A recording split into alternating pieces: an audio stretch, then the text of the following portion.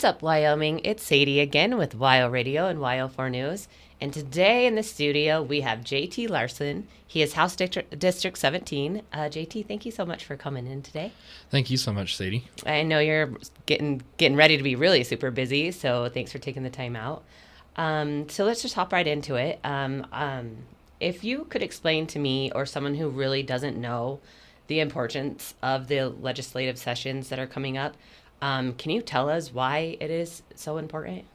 Yes, thank you for that question. The legislative session that's coming up is a budget session where the state of Wyoming decides on its 2-year budget. And so that impacts local health, public health services, primarily the University of Wyoming. A lot of state-funded agencies that impacts all of the state-funded agencies. And so if we don't have a budget passed for the state, then those agencies don't operate and provide services to the residents of Wyoming. Okay, got you. So then with that, and if the legislative adjusts the state budget, that will really affect those that you just talked about. Yes, those services such as public health, that makes up a huge chunk of Wyoming state budget is public health. So, and a lot of that is our elderly population who may not have family members around to take care of them, or our young population who are facing significant challenges. That's where those dollars go to. Our most vulnerable people in our society is what we try to fund and help through the Wyoming's public health system. Okay. So can you tell me what are some of your main concerns that are coming up with this budget session? Yes, I think that we're going to be dealing with a lot of property tax issues yet again going into this session.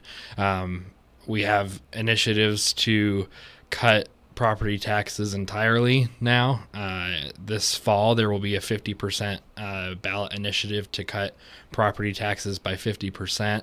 And I understand, just as everybody else does, the constraints local people are facing with inflation and everything across the board is just more expensive. And the last thing we want to have to pay is yet more taxes, and I totally understand that. But our local property taxes that we pay fund road maintenance for the county and your local fire department. And so if you don't pay property taxes, your home insurance rate will go up because you don't have a fire department. So there's a little bit of give and take here. And so if we chop property taxes all the way, those local services go away. There's none of the money that you pay in local property taxes goes to the state. It all goes to schools, local county services, fire, weed and pest. All those types of services are funded through property taxes. So that's just a conversation we have to have, is what services do we want to keep? And really, it should be at the local level. It shouldn't be the state deciding this, but we have people that are in the legislature who want to cut taxes, and this is the easiest way for them to cut taxes and not have to feel it at the state level. So gotcha. That's kind of what we deal with, and so it'll be an interesting conversation. I'm hoping we can get out of the legislative session where we can help our local constituents with maybe a tax break, but we aren't hurting our local services. That would be the best outcome for me. Okay, got you. Yeah, so the session starts February 9th, correct? Yes, that's correct. And then so what happens in the session? Can you kind of walk us through that in a sense? Absolutely. So during a budget session, you have the budget, which is your main focus, and you have 20 days to pass a budget.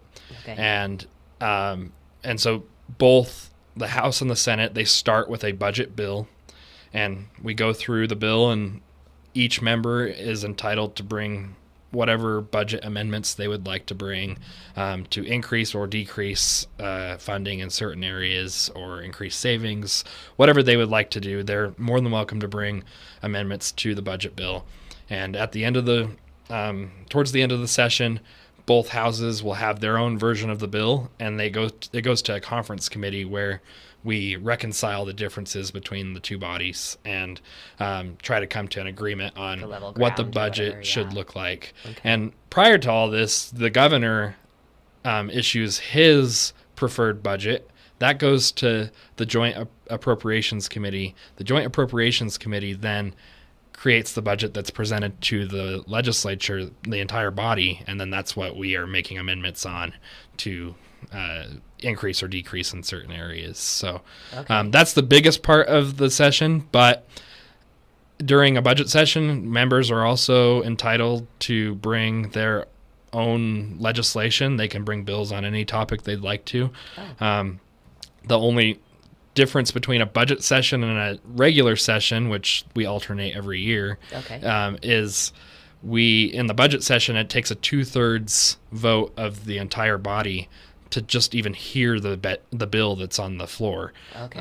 So that applies to any bill besides the budget. So if a bill dies this session, it's probably because it didn't hit that 2/3 threshold to go through. And then if it does hit that 2/3 threshold and we talk more about it and we realize, this isn't a good bill for Wyoming, then we can kill it afterwards too. So that's kind of how it all works in a budget session. Gotcha. So. And don't get me wrong, I know that the property taxes and stuff is really huge, but is there any other big topics of interest that you're even interested in about it? I think in general, we saw this last week, the Wyoming State Supreme Court issued a ruling on the abortion bill that the legislature passed, saying that it's unconstitutional. And what they're referring to when they say that is during the Obama administration, the Wyoming legislature put a constitutional amendment forward to the Wyoming people that said everyone has the right to make their own healthcare decisions. And this was in the light of the Obama administration putting their Obamacare bill out. And so we were trying to push back on the Obama administration at that point, and what that ended up doing was giving everyone the right to make their own healthcare decisions. And so now when we try to pass an abortion bill, it gets shot down by the court because we put that constitutional amendment in place. So I anticipate seeing some form of a constitutional amendment coming forward that tries to address the abortion issue in some form or fashion. I would really like to hear from my constituents on what they would like to see happen with abortion, if anything.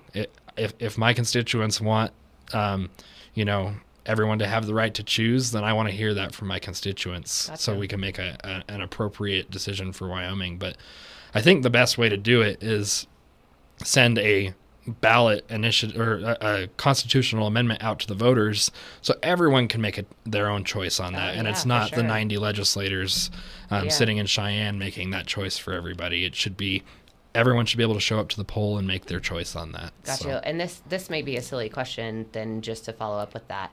Is that the only way that we could have an opinion on that, or can people reach out to you and talk to you about certain things? Or so you can still share your opinion with the legislators, and I welcome that.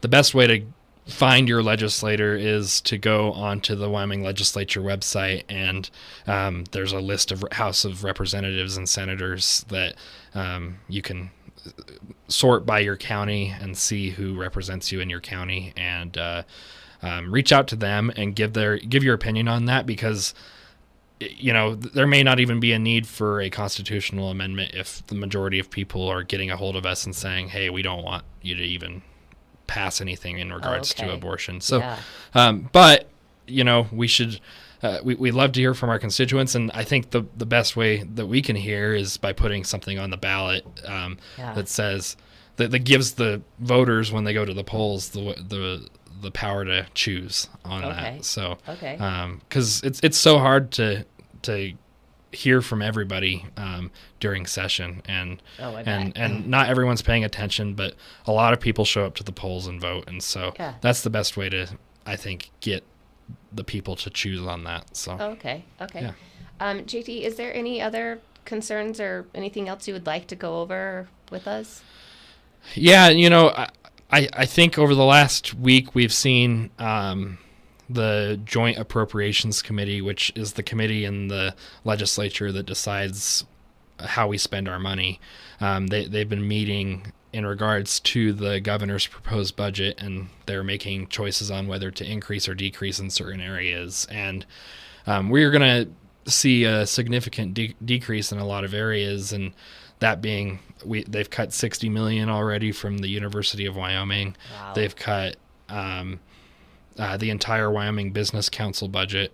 And so these are things that the Appropriations Committee themselves, that's what they believe. And so I encourage all Wyoming voters to and all Wyoming people to reach out to the legislature and say, hey, I think I want this program funded, because right now we have people in power who are wanting to chop every single program in some form or fashion. Yeah.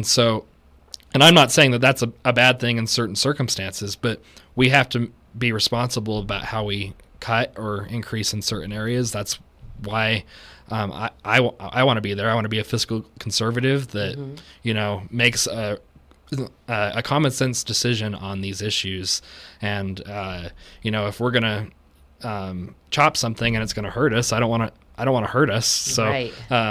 we just have to make reasonable and common sense decisions about these issues. And I definitely want to hear from the people on what they want funded. So. Okay, perfect. And can you tell us one more time what the website is that people can reach out to? Yes, that is www.wyOleg.gov. Okay. And you can reach out directly to me during legislative session at my phone number 307-389-0162. Perfect. All right, guys. Well, JT, thank you again for coming in and talking with us, and hope to see you again next time with maybe what happened. That would be great. Thank you so much. All right, thank you.